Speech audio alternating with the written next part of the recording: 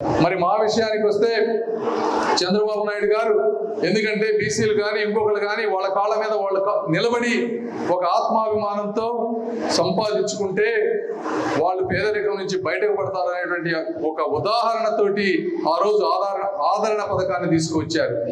మరి దాన్ని తీసేశారు. వారు చెప్పినట్టుగా సప్లాన్ నిధులన్నింటినీ తీసేశారు.